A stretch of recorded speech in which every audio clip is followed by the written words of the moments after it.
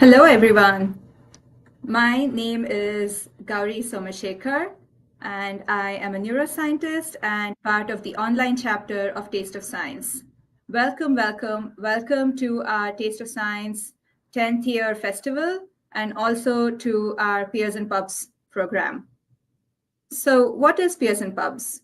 Well, as scientists, we often have what are called journal clubs. So, we usually meet about once a week. We get together, read a scientific article, and discuss the research that is presented. We discuss the findings of the study, the techniques that are used, and comment, but usually criticize and critique on the research.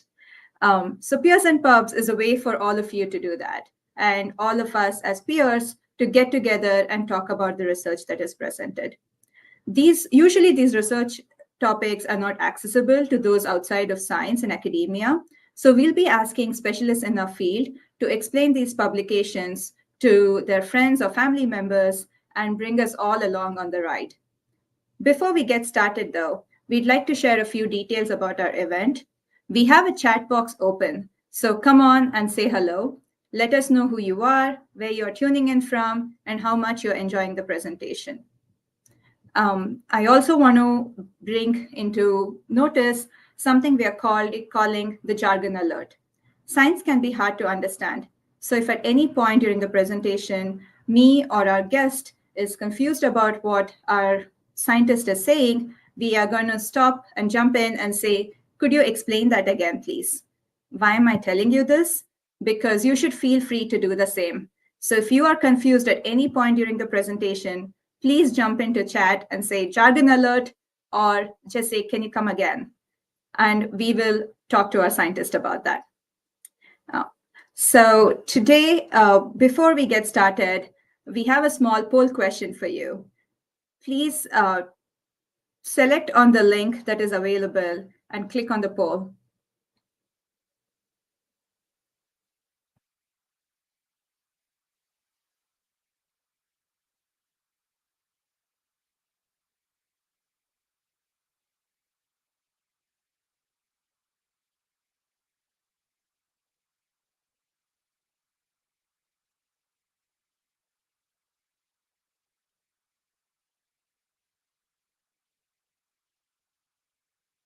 So what does the word publisher mean to you? Is it a company that releases books, music, or games, a Microsoft app, or nature, science, etc., or a hiding place for reviewer too? We'll take a couple of seconds to get responses to the poll.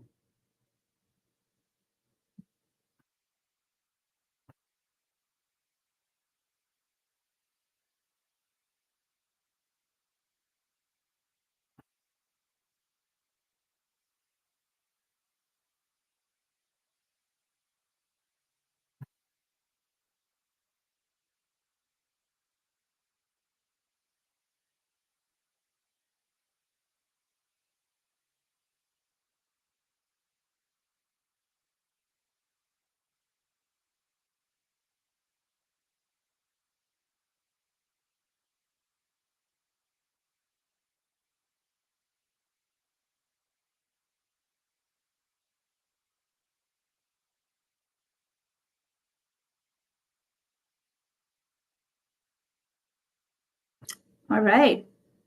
Nature, science, etc. Right. So for me as a neuroscientist, publishing is basically part of publishing is putting my research out there and getting peer feedback and sharing my work with the larger scientific community, but also everyone out in the world. So a publisher is someone who publishes their research article in popular journals like Science or Nature, and there are many different forms of journals. I also want to bring into notice that we have some trivia later on about all the fun facts you're learning during our presentation. So if you want to join us, please look out for the trivia and jump in and share all the cool stuff you've been learning during our presentation today. So in addition to that, we wanted to share a small 5-minute video about what Peers and Pubs is and to understand the scientific publication process better. What even is science? Sure, it can be the dictionary definition, but why limit yourself? Science ranges from the study of cells to researching human populations to studying the stars. From micro to macro, it's a lot of things. Importantly, science is shared through publications, often written by teams of scientists. Here's where the pubs comes in. The point of writing up our experiments and observations is to publish. You see, it's really important that work is shared between specialists in their field, or nothing advances, and your tax dollars are wasted. Now, you might think the writing phase is the hard, most tedious part. But actually, the difficulties come once your paper is submitted to a scientific journal. Submitting your science to a journal often turns into rounds and rounds of editing, and it all starts with the journal editor. The next round of editing comes from our peers, which are called reviewers in this context. But really, they're just scientists in the same field who can critically evaluate your work. They suggest revisions to make sure your publication's methods are sound and your paper contributes something meaningful to the field.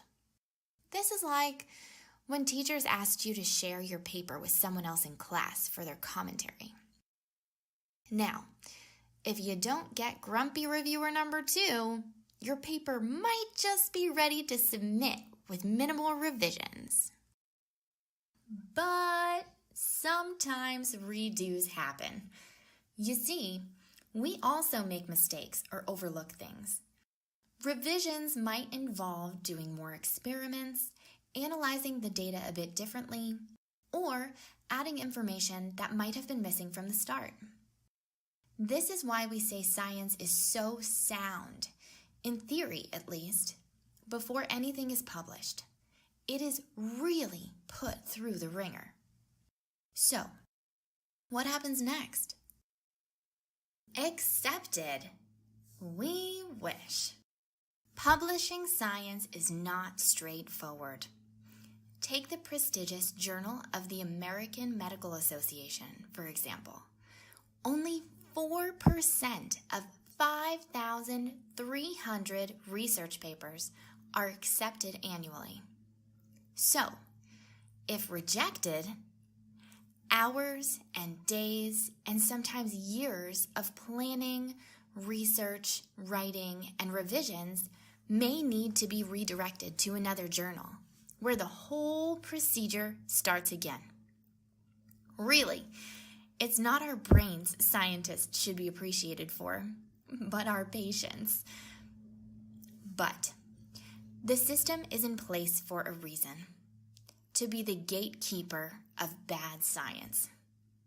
When peer review fails, research like Andrew Wakefield's Vaccines Cause Autism paper can take hold and have a long-lasting societal impact.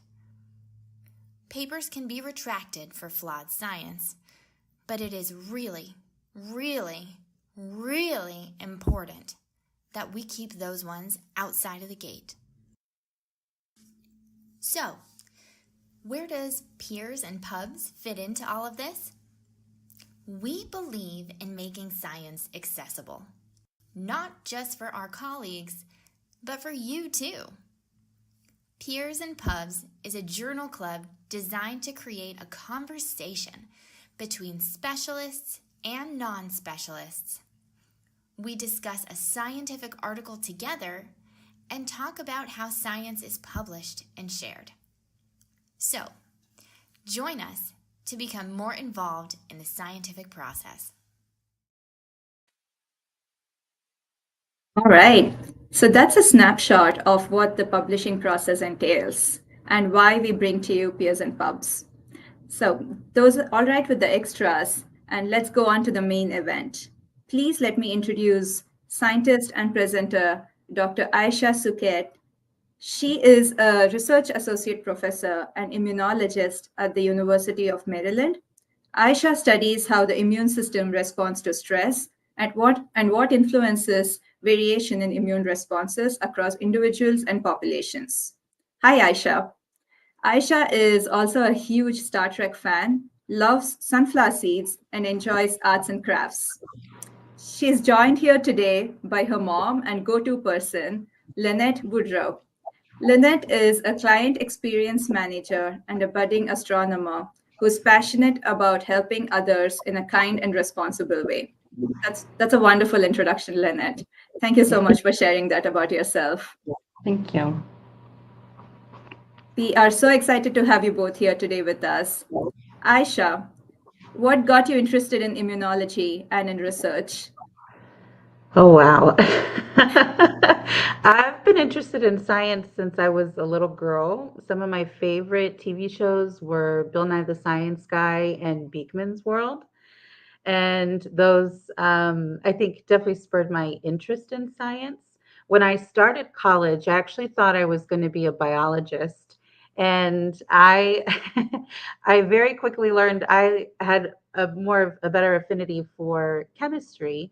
And so one of the things I always tell, students when I talk to them is keep an open mind. You might go into college thinking you know what you enjoy, but your college courses give you a lot more information than what you receive in high school. So it wasn't until probably my third or fourth year in college I took an immunology class, and it was just an extra credit that looked kind of interesting, and it opened me up to this whole new world of amazing complex interactions I find absolutely fascinating.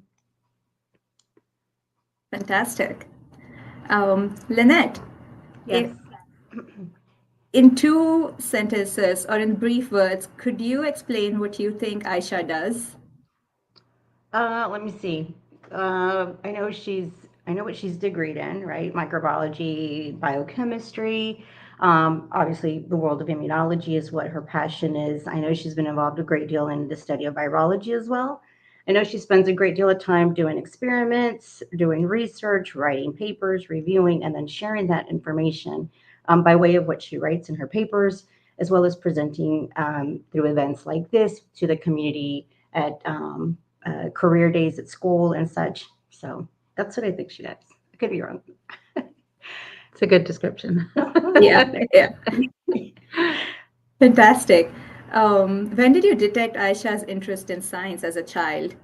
Did you At a very, notice her interest and very early fascination in age. science? Yeah. At a very early age, yes. So I had my favorite Disney World Cup mug, and this was the first clue. I opened a cabinet one day and I find this hardened purple something in there. My mug was, I couldn't get it out for anything. That thing went out the window.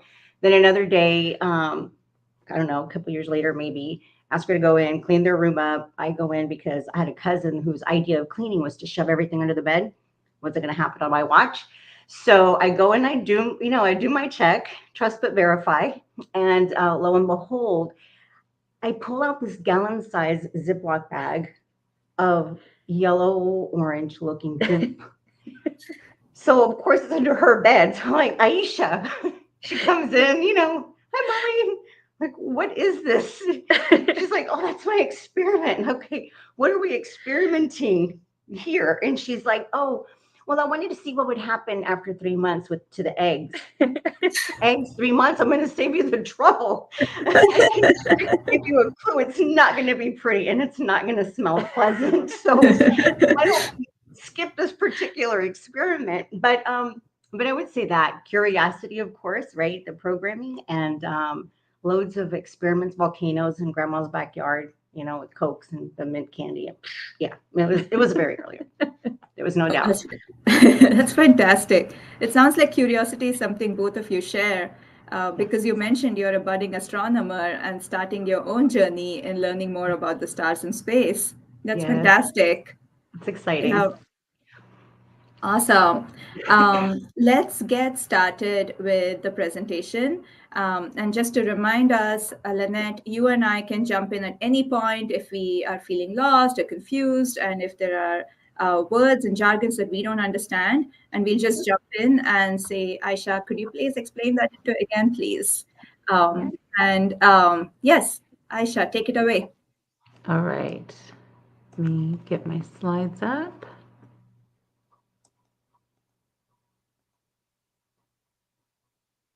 Just for a second, I have to cough.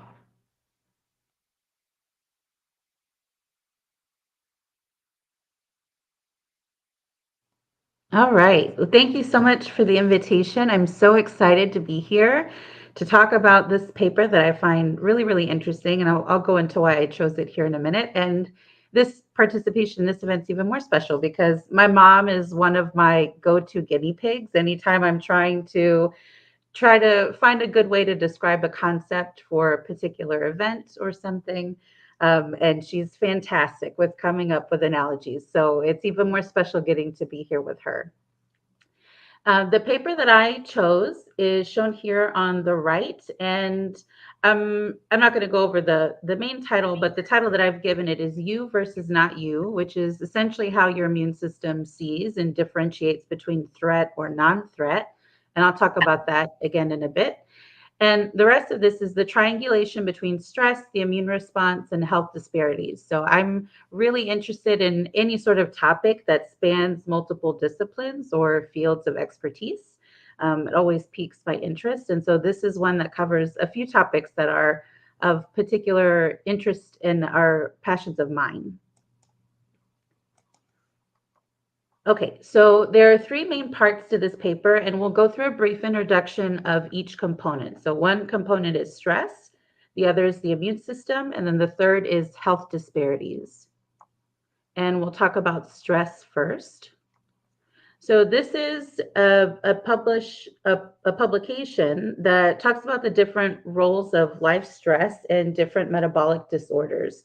And we're not going to go into a lot of detail as to what specific stressors can be. The main thing that I would like for everyone to take away from this particular slide is that stress can come from a variety of sources, particularly in your environment. So they can come from your home, it could be from your workplace, or even in your neighborhood. And these stressors can have an impact on your biology. For instance, they can affect your metabolism, which is what we'll talk about today, but then that can also impact your immune system and response. And we're going to talk about that also. So I wanted to just very quickly go over metabolism for anyone who might not be too familiar with the process. So this refers to chemical reactions that occur in your body that are really critical for sustaining life. So one of those functions is to convert food into building blocks that your body needs. The other is to convert energy from the food that we take in to energy that our cells can use for different processes. And then the third is in these chemical reactions, there are wastes that develop, and we need to eliminate those from the body. So metabolism is also involved in that process. Okay, the next component that we're going to talk about are health disparities. Mom, one question that I would like to ask you is what is your current concept of health disparities? Where do you think they come in? Or when you hear that term, what does that mean to you? I think of a lot of things, from access to healthcare, to the quality of healthcare, to healthcare being within reach. I guess that would fall under access as well. Even to go as far as even our diets, right? And that's due to the cost of eating healthier foods versus the less expensive foods when you're on a budget, et cetera, right? So those are some of the things that I think about too, right? And how you're perceived by your healthcare professionals as well, I think. Yep, those are all really important aspects of health disparities. And one of the difficult things in targeting health disparities actually is how multifaceted the issue is. There are so many different points where health disparities can occur. So we're going to talk about a couple of them today. But before we do that, I wanted to just go over definitions to get everybody on the same page. So this is a publication that talks about the importance of being clear about our definitions when we discuss health disparities and health equity. And this here on the right is a definition that came out in 2020 from Healthy People. So they described a health disparity as a particular type of health difference that's closely linked with economic, social, or environmental disadvantage.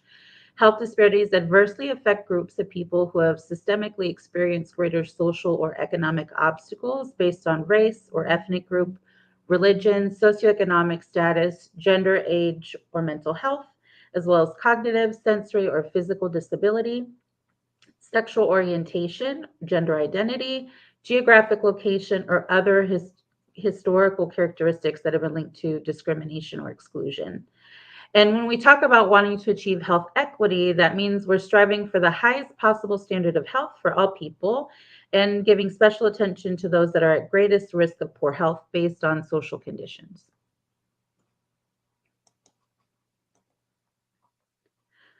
This is a really nice figure that I think demonstrates the significant impact that health disparities can cumulatively have. So this is a figure. There's a variety of these that were made for different cities. This particular one is from New Orleans, and the link associated with this particular effort is here at the bottom of the screen. You can go there and look at what the graphs look like for other cities. And what this shows is that in a particular district or neighborhood in New Orleans, Louisiana, the life expectancy can be as high as 80 years, but within just a few miles, so this distance here represents 1 mile, within just a few miles, that health expectancy drops 25 years down to 55 years within just a few miles. So health disparities can have really significant impacts on different communities. This is another way of viewing districts. So these on the left, this is a color of redline neighborhoods, and I'm going to talk more about what redlining was in a moment.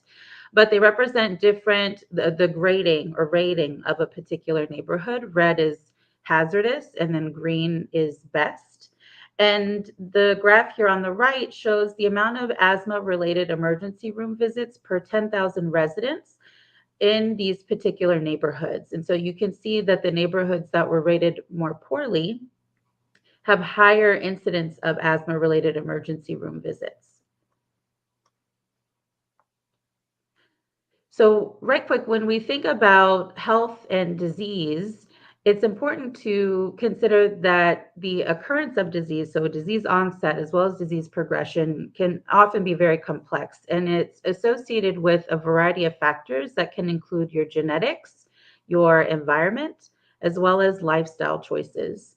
And this is another depiction of this concept, but with additional detail. So if you start at the very center, it's constitutional factors such as your age, your sex.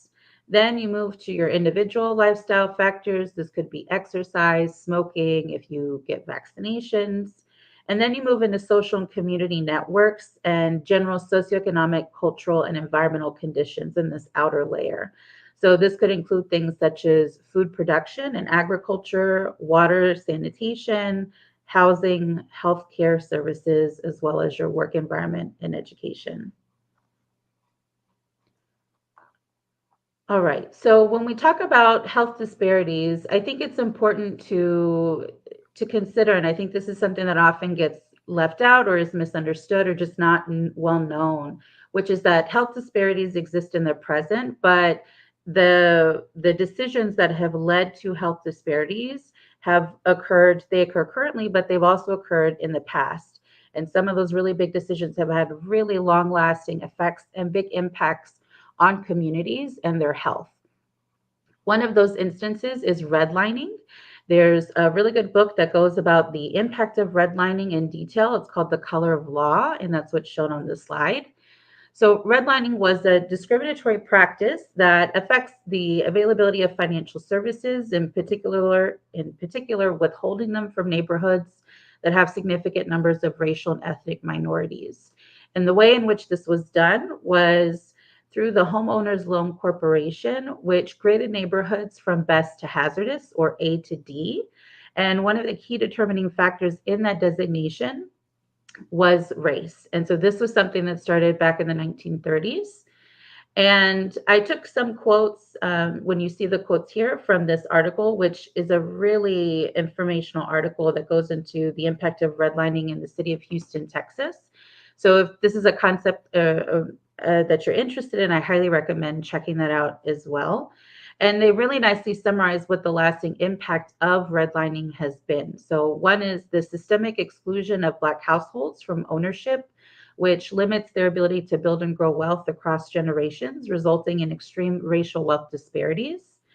The other is the isolation and deterioration of predominantly Black neighborhoods, which created concentrated areas of poverty characterized by greater environmental risks, poor health outcomes, reduced life expectancy, and little to no access to essential resources such as safe and affordable housing, high quality schools, equitable transportation, green space, and fresh and affordable food options. This is another website that's a really nice resource for teaching and looking at the impact of redlining. So on the left, you see a 1930s graph of the city of Memphis and the different neighborhoods. And I've highlighted this particular neighborhood here, which is outlined in bold on the graph on the right. This shows today what those neighborhoods look like, and it's colored by their historical grading. So green was a better rating, an A. Red is the worst rating, or a D. And the graph in between shows you the prevalence of different chronic conditions in these different districts. So the first one is diabetes, then we have high blood pressure, kidney disease, and mental health problems.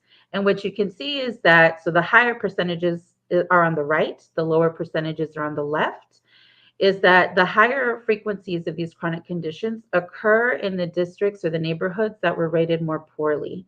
So lower rating is associated with and higher incidence of different chronic conditions. And we have lower incidence of these conditions in the districts or neighborhoods that were rated better or best. And I think another thing that's important to recognize, so this was something that, began in the 1930s. Redlining was officially outlawed around the 1960s, 68, I believe. But this is something that is still ongoing today. So in 2021, the federal government created an initiative to try to combat redlining. And since 2021, they've announced 11 cases of redlining. And one of the most recent ones was settled, had a $1.9 million settlement in the city of Memphis, Tennessee. So that's an example of a historical kind of decision that had really long-lasting impact on communities, but there's also current and ongoing events and things that occur that also impact the applicability of the science and biomedical, innovations that are coming out and how effective they are at different communities. One of those things is how our research is conducted. So being very intentional about our study design, the participants that we're recruiting in studies, and then also how we do our data analysis are really critical components that we need to think about in order to make sure that everybody, the general population, is benefiting from all of these advancements that we're making. One example of this is genetic information. So there's been a lot of really innovative, really informative research on genetics and the association between that and the risk of developing a particular disease, just the onset of the disease, but then also the progression of the disease. However, the genetics research that has not been done on all populations equally. So this is an example that shows you of the genetic research that's been conducted. About 87% of it has been done on individuals of European ancestry.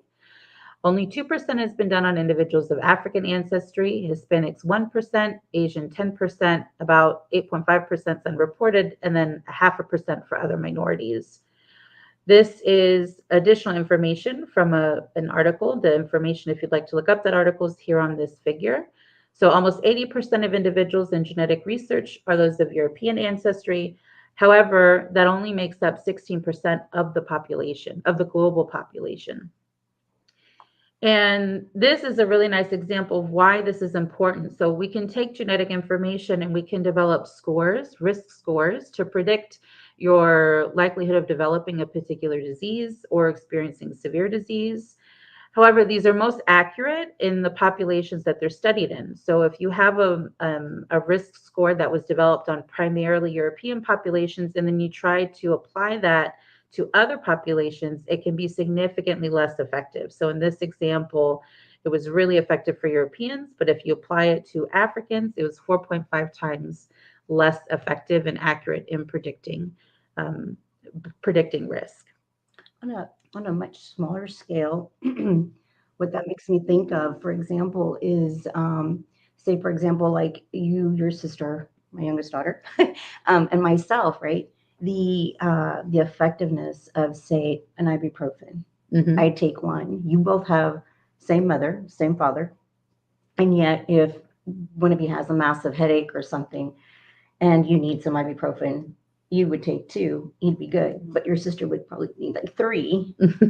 She's like, no, mom, I need three, right? And for it to have the same benefit that we need it to have, right? So I can't imagine if here we are, us, right? Same mother, same father, and and then that's the difference with that. I can't imagine the greater impact when you have this type of difference, right, between the populations and the studies that were done for a larger group, and then hoping that it works for the rest of them. It's not Yeah. likely to happen. I mean, I'm just thinking like on this level, right? Smaller scale and then greater scale. It's just, how is that supposed to happen? Yeah. No, that's actually a really good point on a couple of fronts. So that talks to kind of pharmacogenomics research, which is really interesting. It's about genetic research and how people metabolize or break down different drugs. And there have been really severe side effects because certain populations, I believe in this particular study, it was African American men, had a lot more severe side effects for a particular drug compared to the population that it was studied on. And it had to do with the dosing. So it wasn't that the drug wasn't effective, it was that the dosing was not correct. And it was because they weren't included in those initial studies to figure out the optimum dosage for them that they had poorer outcomes when they were treated. So that is a perfect example of just ibuprofen on a daily basis between us, and we share a lot of genetic information, how we even can respond differently. And that most certainly applies for other populations. And there are other instances of that as well. People metabolizing different drugs differently and trying to understand what those key medications are and how do we identify populations that need a different dosage based on that information. And also that's another important point is, the effects of this improving study design, recruitment, and analysis, that impacts every aspect of a disease. It impacts diagnosis. It impacts our ability to assess how someone's doing, how their disease is progressing. It affects our ability to treat people as well. So there's multiple steps throughout that process where this is really, really critical. All right. The third component that we're going to go over is the immune system. And the immune system, for anyone not too familiar with it, it's the system of your body that is important for protecting you against a variety of dangerous things that you come across every single day. So that could be viruses, which a lot of people are familiar with, bacteria, it could also be fungi, carcinogens, other germs or parasites, even pollution. And the way that I like to talk about the immune system is to relate it to our armed forces. So we have here in the United States a variety of armed forces and intelligence agencies. They each have their own unique roles and functions, but they all work together ultimately to protect our country against any type of threat. And very similarly, your immune system is made up of a variety of cells. They each have their own unique functions, but they work together to be able to defend your body against the things that you encounter on a daily basis. And these are going to be the stars of our paper today. So T cells here on the left, and then on the right, There are two cells that we collectively in immunology refer to as antigen presenting cells. And I'm going to tell you what antigen is in a minute and talk about that more. But the antigen presenting cells are composed of a cell known as a dendritic cell and then a cell known as macrophages. And I also wanted to take a quick moment to talk about, something that we've hinted at, I think, and touched on a little bit so far, which is that the immune system varies from person to person. This you can see is kind of evident when you get sick with the flu. Someone might recover from it really, really quickly, whereas someone else might take a week or, in the most severe case, need to be hospitalized. And so that can be in part from differences in the virus, but that can also be due to differences in the immune system and how people are responding to an infection. And so some of those things are topics such as genetics, which we've mentioned a little bit, age and sex, chronic conditions. There can also be health impacting factors or lifestyle related choices such as smoking, exercise, vaccine, and diet. You can also have impacts from the environment, such as pollution, and then other exposures, infectious related exposures, such as your prior infection history. So all of these together impact how your immune system looks, what it is like, and how it responds to a particular challenge.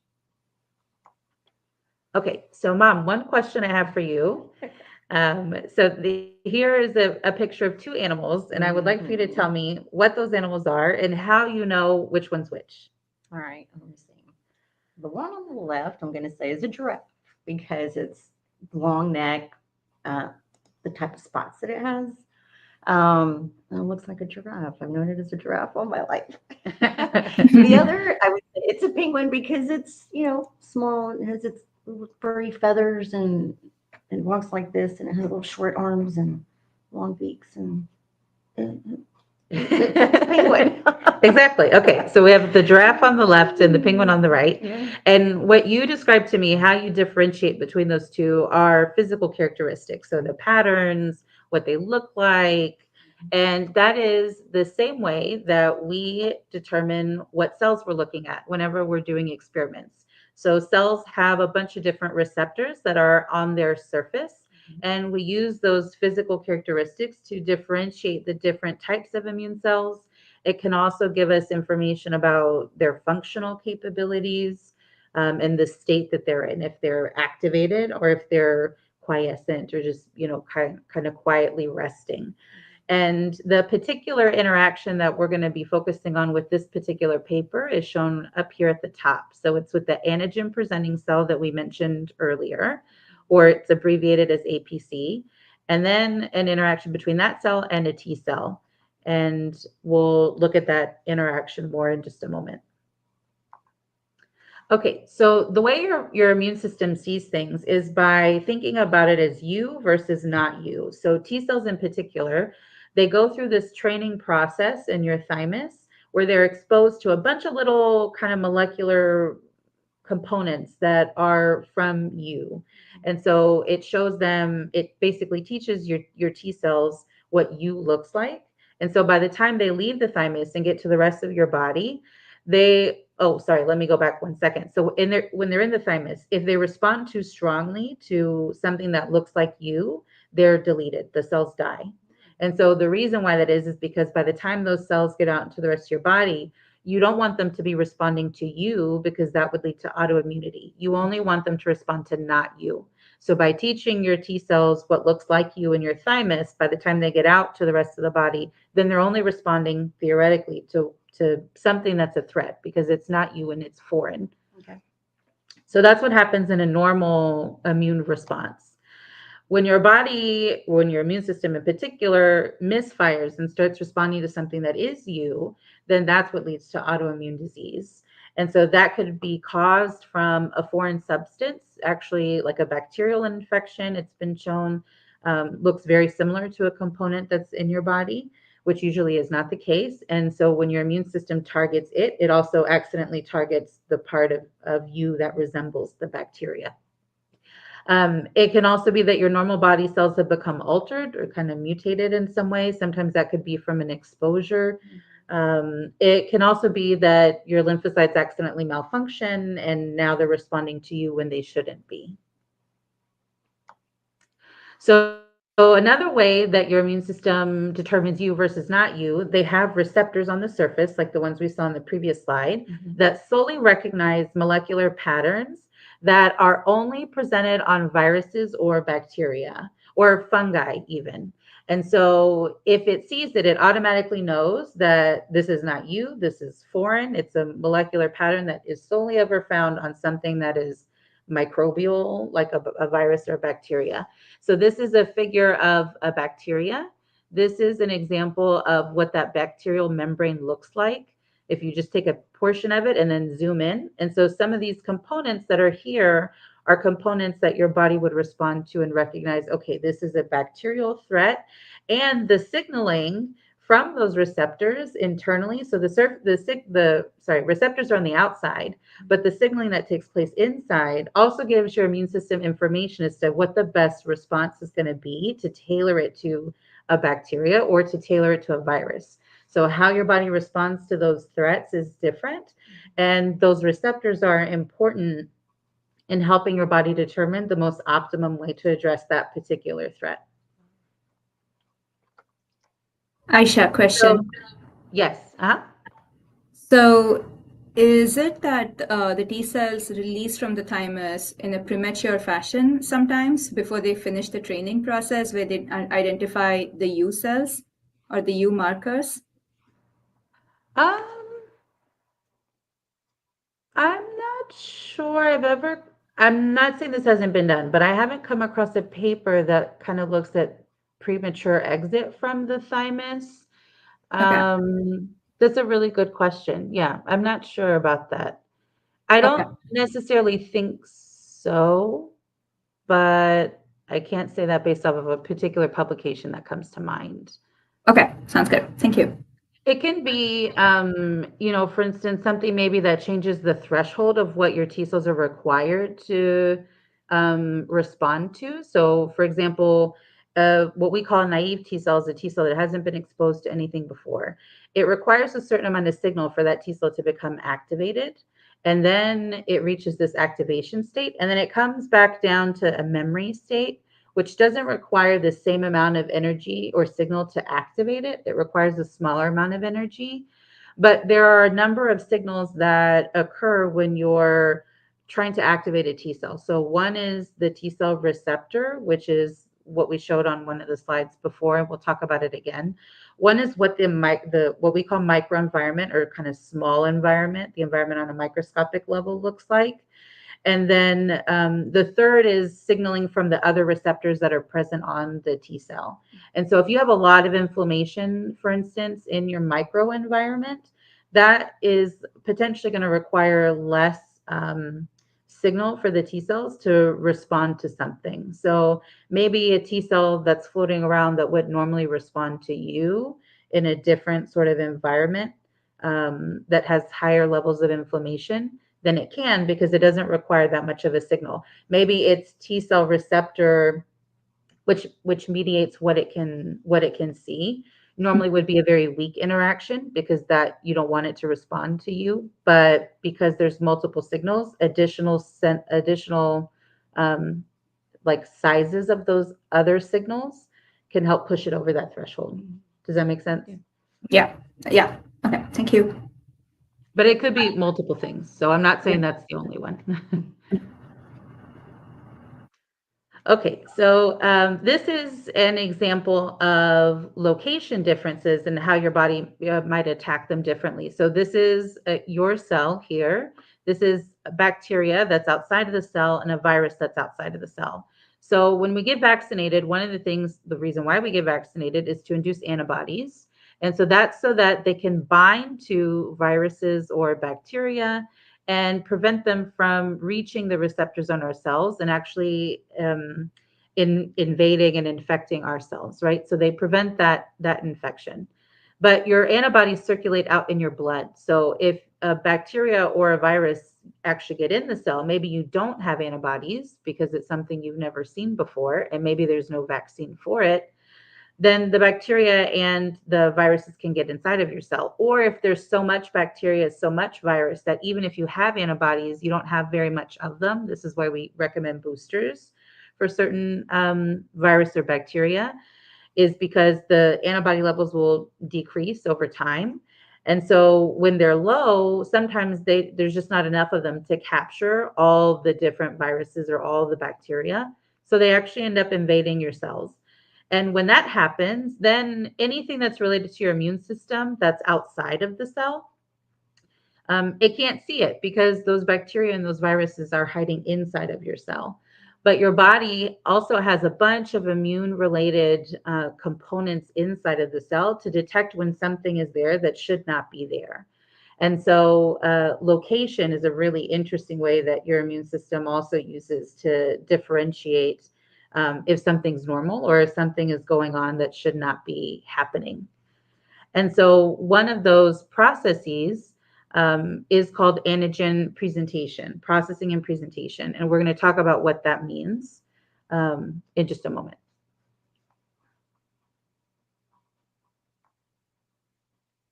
All right, so that brings us to the paper. And the reason why I found this paper so interesting is, again, I really like concepts that bring in multiple topics and disciplines. And so this one talks about stress, and we're going to talk about what type of stress in just a moment, the immune system, and then I think it has important implications for health disparities, although they didn't mention that in the paper.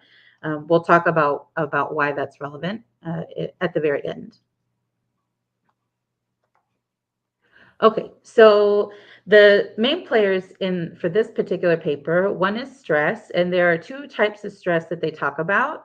One is hyperlipidemia, which just means high amounts of lipids or fats in the blood.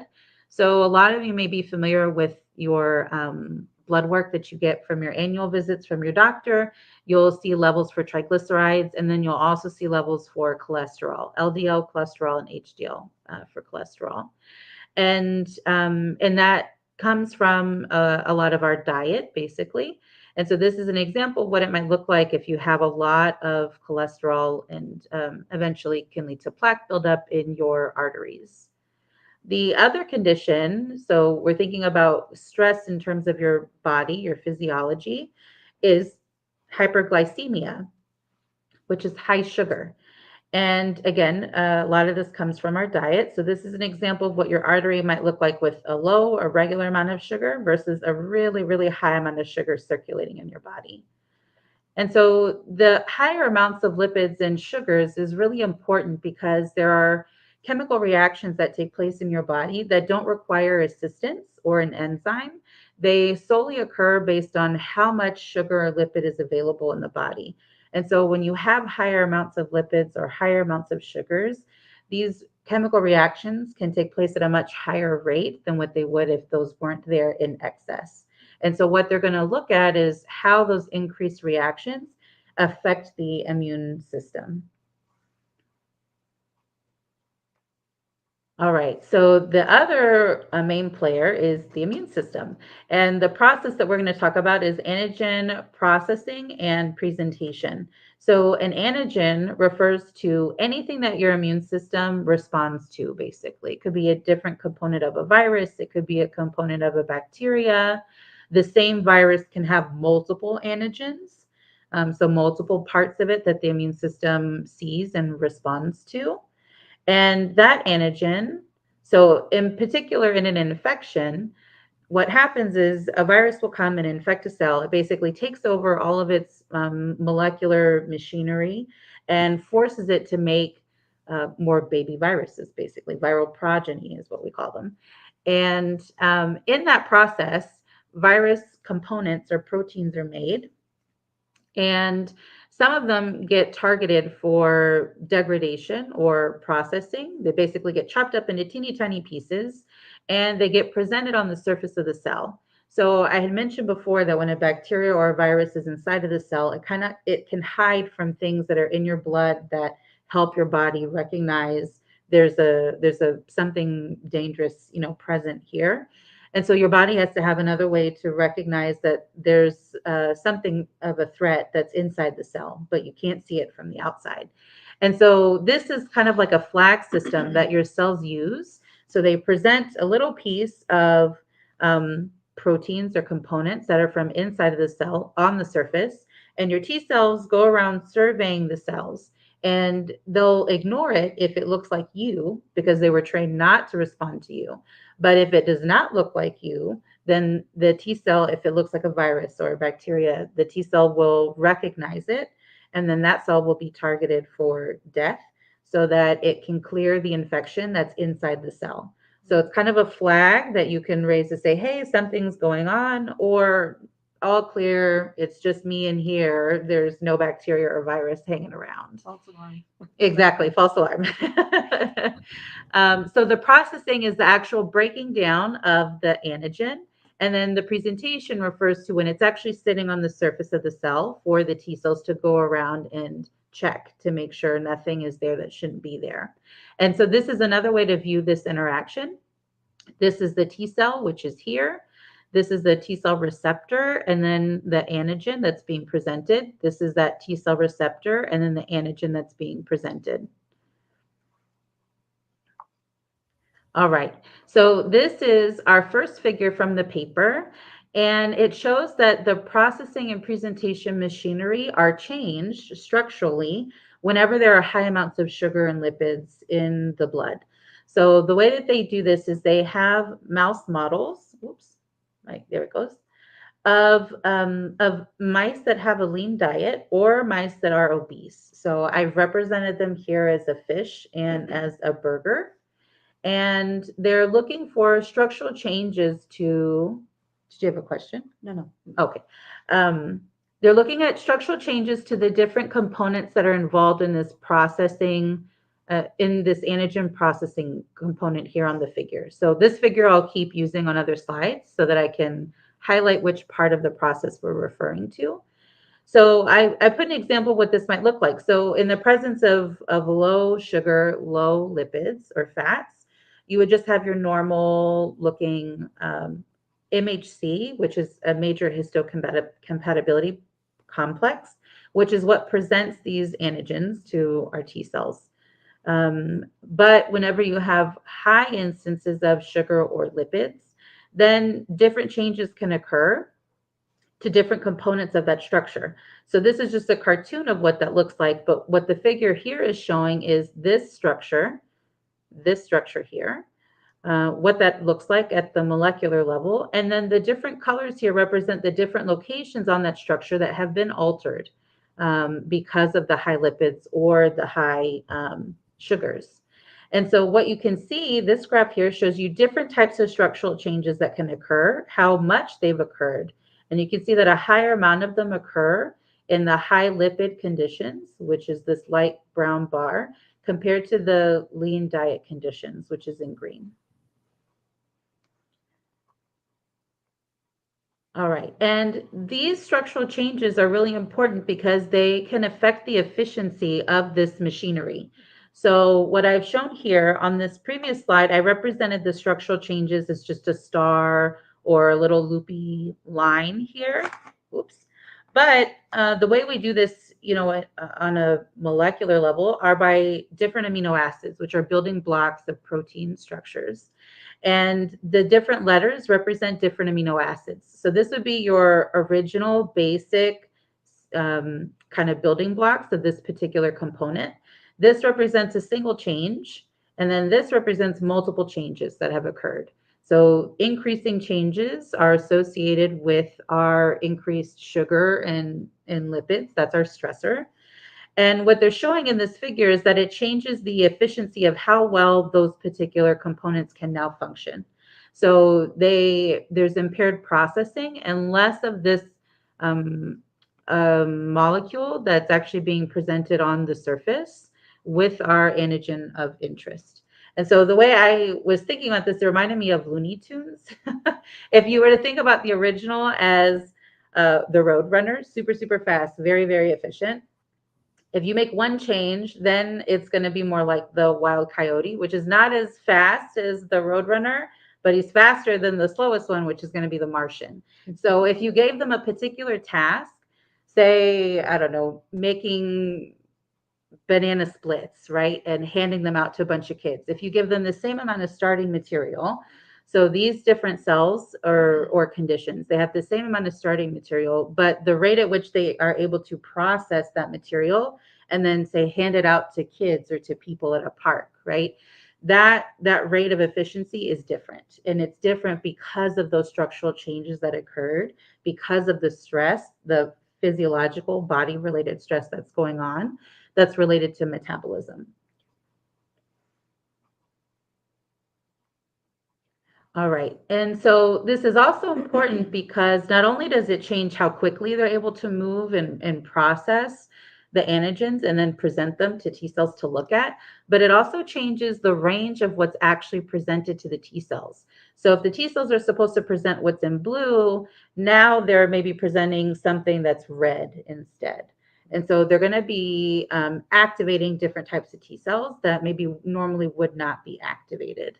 So in this figure, again, we have our lean group, which is represented by the fish, and then the stressor group, which is represented by the hamburger for the higher lipid environment. So we have lower, this here, all of these are different antigens. So different, you can see, for instance, this might be the red antigen here. This would be the yellow antigen here. This third one could be the blue one, and so on and so forth with a variety of different colors. Mm-hmm. So they're just different little antigens that could be popped into this little presentation complex that's right here. So you can see the lean one has lower amounts, that's in blue. And then the higher fat diet one, high lipid condition, has a lot more of these presented. So they're targeting different things. So you're saying that the one on the left, B6, right? Because of its leaner, healthier diet, has lower incidences of different antigens that are on the surface or presenting. Exactly, of these particular ones. So then, there's like an umpteen amount of potential antigens. Sure. So if you looked at a different set, then it might be reversed. Maybe the lean ones present more of a different component of a virus, whereas the higher fat diet ones are responding to a different area of the virus.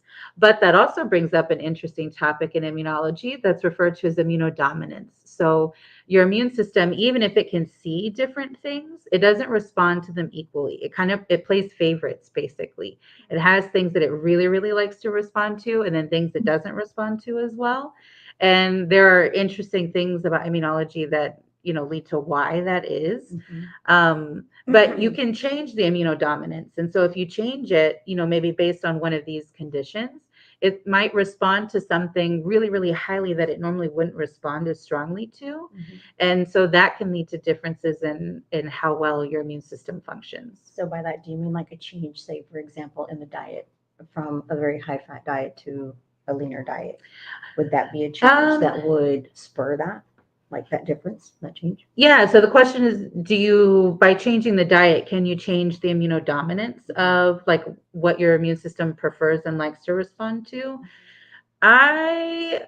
Yes. So they show here in this paper, I didn't show the figure, but they'll show you basically if you take a protein, so just one of these little components, and you look at the amino acid building blocks of it, and you just put them all in a line, that the T cells that are from this lean diet group or the fish compared to the high lipid group, they respond to different components. It's hard to contextualize in the paper what that actually means for infection because they didn't look at an infection model here. But I can say from other research that's been done in infection, the change was not the diet. What they changed was the order of infections.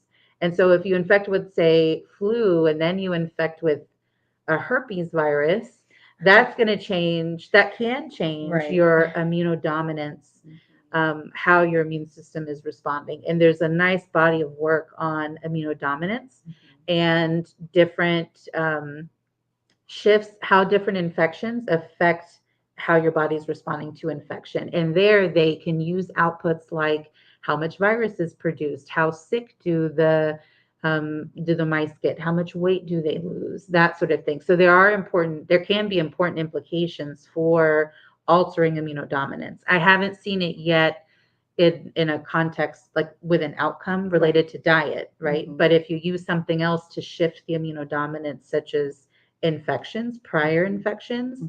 Mhm. That certainly has been done, and it's very interesting work. Well, I just chuckled when you brought up flu and the herpes, Herpes. because that was like your life for the longest time while you were working through your degree. And so with that, that's what I was, kind of wondering about, if there were other things that would contribute to that, even just regular diet, right? The sugars and, like you said, the fats.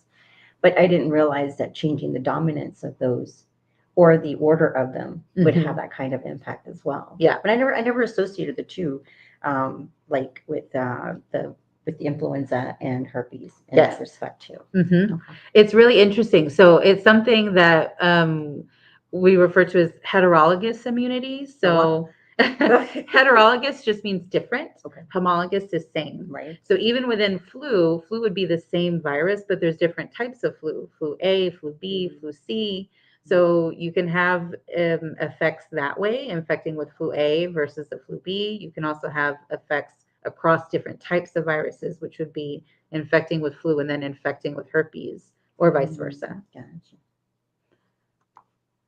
All right. And so ultimately, this is important. So we've seen that, having high lipids or having high sugars can change the actual structure of the machinery that's processing antigen and then presenting it to T cells. It can change the function or efficiency of how well, those machinery operate. That ultimately affects what your T cells are seeing and can respond to. And in this particular paper, they looked at a self protein, this little self antigen, and looked to see how much it was presented under these different conditions. And so this is what that antigen looks like from the amino acid building block sequence. And you can see that there's higher amounts of it that's being presented in a high fat diet. So this is a diet induced obese model versus genetic induced obesity, compared to the lean group, which is the B6 group. And they also looked at, well, if you take this peptide and look at how much the T cells are actually producing things that will respond to that particular threat, what it thinks is a threat, but it's actually yourself. You have higher amounts of T cells responding, which are represented here by these higher yellow bars compared to the blue bars.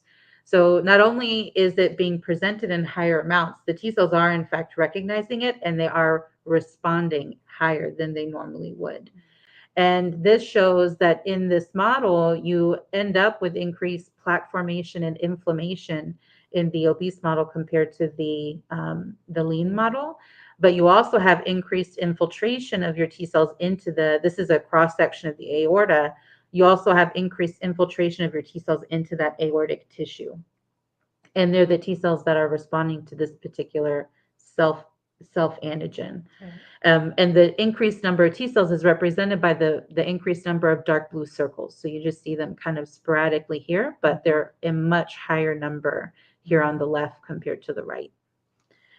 And so we have higher responses to self, which is associated with autoimmune disease.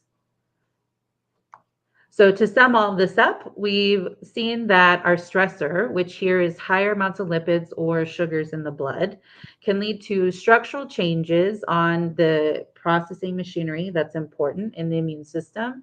And that has implications for how efficient they are. So the ones that had more structural changes were slower, less effective, versus the original version, which were much more fast and efficient at processing and then presenting to T cells. And that led to differences in inflammation. So there was higher inflammation, higher responses to a self antigen from your T cells, and then also increased infiltration of your T cells into tissue, such as the aorta.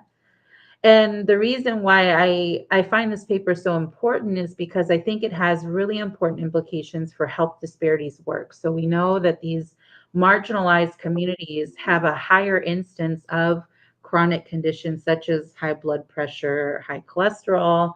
We also know that these chronic conditions have been associated for a very long time with severe outcome to a variety of things, more severe outcome in infection, in cancer, you can pick anything really.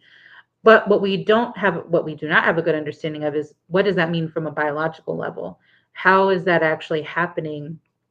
And that's important to understand so that we know where to intervene. And so I think this is a really, really important paper because I think it's starting to kind of chip away and give us a little bit of information as to how we can start to think about this and think about what's happening biologically that's leading to poor outcomes so that we can try to intervene. Very interesting topic. And with that, I would like to thank everybody for your attention. Thank you, Mom, for joining. Thank you. And I'm happy to answer any questions. That was fantastic. Thank you so much, Aisha. That was so informative. And I really enjoyed understanding the interplay between these different factors.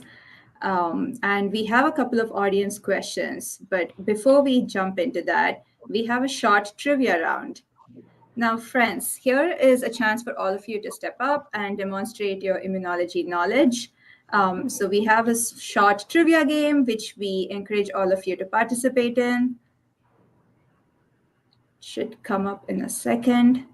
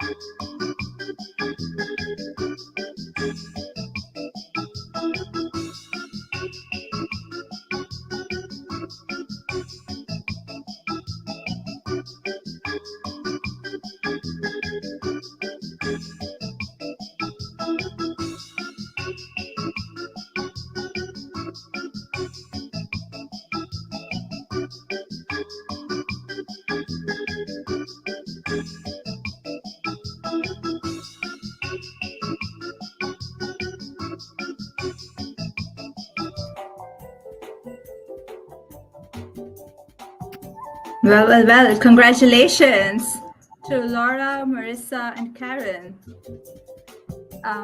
If you're one of our top 3 players today, please make sure you email us at contact@tasteofscience.org to get your prizes. And also, I'd like to take this moment to remind you that Taste of Science is a nonprofit, and we rely on science lovers like you to keep our programs running. If you could go to tasteofscience.org and hit donate, we'd really appreciate it. And also, please subscribe to Taste of Science newsletters so you can learn about our events. We do both in-person events in many different cities across the US and also online events to cater to all your curiosities. And with that, let's jump into some of the questions. So, Aisha, Mary McQueen Alford asks, what specific types of genes experiencing pleiotropy affects the immune system and may affect other non-related systems? So, types of genes that can affect the immune system, it could be a variety. There's so many components that are important in how your immune system responds to infection. One of the papers that I've recently worked on, so we look at different mutations that occur in a variety of different immune genes. So if you think about every process that's important in mounting an immune response, you have to first detect that a particular threat is there. So there are a number of genes involved in that process. Then you have to have downstream signaling to actually recruit cells to that particular location. There are a number of genes involved in that. Once the cells get there, then they have to actually respond. That also involves a number of genes. And then also equally important is the ramp down of the immune system once that particular threat has been resolved, and then the repair of the tissue. And so each of those steps, I can't even think of a good number of how many genes are involved, but any sort of mutation involved in those genes is really important to consider when you're trying to figure out why the immune system is responding differently.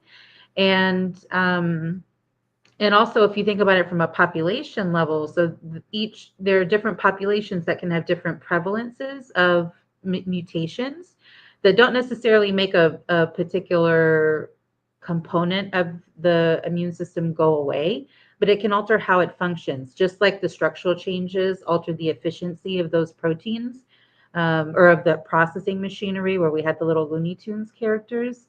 In the same way, it can affect the way a different type of protein functions or component of the immune system functions. And so that can have important differences in how the immune system is responding. And so one of the projects that we're working on getting our paper out now, we've looked at a variety of different genetic mutations at different that are genes that are key in all those steps of mounting an immune response and then bringing it back down for tissue repair, and looked across different populations and seen that those are associated with differences in the immune system and how it responds to challenge. Cool. We did get a jargon alert from the audience for the word pleiotropy. Oh, yes. So pleiotropic is just like multifaceted, basically. There's multiple aspects that are being affected. So in this case, so it says pleiotropic, in the context of this particular paper, it was pleiotropic consequences. So just multifaceted consequences that not only affected the structure, it affected the efficiency of how those components operate. It also affected what the kind of downstream effects the T cells are seeing. And then that ultimately affected the activity of the T cells and where they were located and what they were responding to. So it's just a synonym basically for multifaceted. Right, thank you. We have another question from Mary McQueen Alford. What, if any, lipid and sugar-induced structural changes to antigens are reversible? So the lipid and sugar changes that they're referring to are not necessarily to the antigen itself, though I do think that could be possible in certain contexts, like virus infection, because one of the ways that you can get evasion of flu from immunity is through what we call glycation, which is basically attachment of sugar to the flu. So it changes what it looks like structurally, and that helps it evade the immune system, which is really cool. So I say that to say, in this paper, they were focused more on the machinery for processing, but if we're thinking about the antigen, that can also have effects for particular threats like viruses. But going back to the question, so these structural changes that occur to the machinery, there's like a series of reactions that can occur. A lot of the initial reactions are reversible, but at a certain point in the cascade of reactions that take place, they become irreversible. And those are referred to as advanced glycation end products, or AGEs, as an abbreviation. And there is a particular figure in the paper. I did not show it here, but they do specifically look at AGEs. So these non-reversible end stage products that have occurred as a result of this cascade of reactions taking place. That's a really good question. These are all great questions. Thank you. We have one more. Parmir Bhagia asks, how does this paper relate back to your own research? Oh, yes. So actually, I meant to mention this before, but I accidentally skipped it. So my research, what I did before was looking at why the immune system is different, responds differently across different populations or people in groups. And so we looked at things like age, sex, genetics, prior infection history, and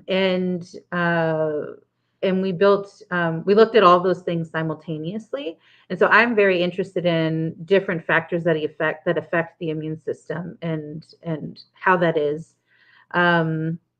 The other thing is I'm very interested in health disparities. It's a body of research that I would really, really like to contribute to. And so now I've switched gears a little bit. So I before focused on viral infection, like to flu and COVID, but now I'm working on something called sarcoidosis. Another side note, fun thing about the immune system is you can study the immune system just for the sake of just studying how it develops.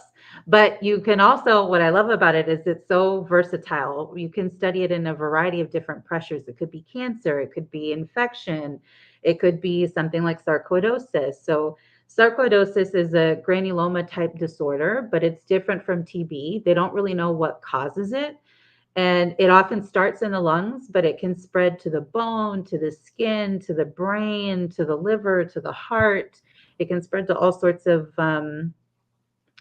areas. And it's very much understudied and heavily affected by health disparities. So Black women are 20 times more likely to be hospitalized than white men. The next most severe group is white women, then Black men, and then white men. So there's both a racial, ethnic, and a sex component to developing more severe disease. So right now, approximately of the people that get sarcoidosis, about 60% of them will self-resolve the disease within 2 to 3 years. The other third will go on to develop chronic illness, and they don't know they don't know how to predict who's going to become severe and who's going to self-resolve disease. So one of the things that we did, I mentioned one of my projects was looking at why individuals respond differently. The other was looking at the immune system just at a healthy state, and then predicting how severe they were going to become once they got flu. And so we found a particular immune signature that was associated with whether or not someone had symptomatic flu or not. So using the immune system to predict outcome. What we want to do with sarcoidosis is try to do the same thing. So I've just recently moved to the University of Maryland, maybe 6 months ago or something. And so now I'm working on sarcoidosis and applying the skills I learned from flu and immunology, but now in a different context where we want to try to predict who's going to become severe and who's not. And there aren't very good treatments for sarcoidosis. It's really just immune suppressants. And so there's kind of two approaches. Sometimes people will just give immune suppressants at the very beginning, but that can be associated with a lot of toxicity. So other physicians will wait till they start to see more chronic severe effects like end organ damage, but then that's damage that you can't walk back from. So we really need better predictors to know who's going to become severe and who's not, to know who's going to benefit the most from our current therapies, but then also potentially identify key aspects of the immune system that we can target to also develop better therapeutics. And I think it's important to consider all these different aspects. So oftentimes we'll try to simplify science. So for instance, if we know that there's a sex effect, right? And we don't want that to influence our results. We'll just look at one sex, whether male or female. But it's important to consider all of the aspects that are affecting a particular disease, whether it's onset or progression, because when we ultimately try to treat patients, that's what we're going to encounter. And so it's, I like doing things that are more integrative than reductive, particularly when it comes to trying to do things that are related to human research, translational research that might lead to developments for therapeutics or approaches for intervention. And so all of these aspects are important to consider. One that we know is always, very consistently associated with poor outcome is race, ethnicity. We don't understand why very well. And so that's why I think this paper is so critical for a variety of diseases, sarcoidosis and others. Autoimmunity, infection, is because we can start to try to get at what the consequences of some of these factors like redlining, the environment, and that sort of thing are. Great, thank you. Before we wrap up, we talked about at the beginning how long the process is to publish a paper and get your article out there, what are the steps involved. Is there a story that you would like to share about your experience with paper publishing? Yeah, sure. So I think there are a couple of really important things to think about when we think about journal publishing. So the way it works is you prepare your article, what you found, your findings, and then you submit it to a journal. When you submit it to the journal, it gets assigned to an editor. The editor will then look at the content of your particular research, and they'll determine whether or not it fits the content that they have in that journal, the journal's audience. And if it's fitting, then they'll send it out for review. So they find it can vary, but it's often between 2 to 3 other experts in the field to assess the quality of the research that you've done, to determine if your conclusions are supported by the evidence that you've provided, or do you need to tweak that? And so it's really meant to improve the science and to make sure that your conclusions are supported by what you've been doing in the lab. And so there's a lot of back and forth. So once the reviewers all submit their comments, they'll submit that to the editor. Then the editor will make a decision. Do we accept it? Do we reject it? And once they make that decision, they let you know. You can have accept with revisions. And so then they'll give you the feedback from the reviewers. You make your course, the associated changes, and then you resubmit. And so that process can go back and forth several times to make sure that the reviewers are happy and that, the articles is optimized in a really good state for publication.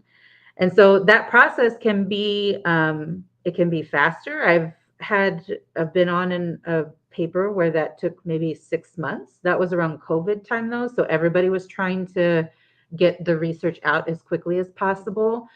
I also have a paper that's going on 2 years now in this process. And so that can take a really long time. And that also is it's an important thing about websites like bioRxiv. So that came up a lot, I think, in COVID, because bioRxiv is a place where you can put your research before it's been peer reviewed at a journal. The good thing about that is it helps scientists know what developments have been made sooner. So like my paper that's been there for 2 years, without resources like bioRxiv, nobody would know what those conclusions are, what that data looks like. But with things like bioRxiv, they can. The danger to that is people might misconstrue that information thinking that it's been peer reviewed, and there might be data on there that's not actually of that good quality. And so it takes a lot of background information to be able to decipher between those two. But bioRxiv is a really important resource. And the other thing I would just like to say is, there are a lot of aspects, if you're interested in science as a career, getting critical feedback is a really instrumental process in a lot of aspects of science. So before we even get to science publication, the work's been presented at conferences, usually internally at departmental seminars and that sort of thing. If you're a graduate student, it's been presented to your committee that decides whether or not you graduate and how well you've done what you aimed to do. And so there are multiple steps where you're getting critical feedback to try to improve the quality of science that you're producing. It's a very instrumental part of science, I think. And it can be really uncomfortable, I think, at first for some people, because some people take criticism very personally, and it's different. And I think, as a good scientist, I think you have a responsibility to give constructive feedback and not just critical feedback. Sometimes people make comments like, was that really helpful? But most of the time, that's usually more rare. It's really helpful, and it really helps improve the science. And so it's a really critical part of generating good science, I think. Yeah, I agree. Thank you. Thank you so much. Thank you both Aisha and Lannette for joining us today. This was fantastic. I definitely learned a lot. And thank you so much to our audience for joining us for our Peers and Pubs event. Make sure you keep up with Aisha's work on her LinkedIn page and also on her publications on Google Scholar, and also with us, with Taste of Science. This event and other previous Peers and Pubs events are available on our YouTube channel, so please subscribe and you can rewatch it. And if you have any questions about Aisha's talk and you want to go back and revisit it, you can do so. And subscribe to our newsletter so you can keep in touch with us and know about our upcoming events. We look forward to seeing you again. Thank you. Thank you. Thank you so much. It was such a pleasure.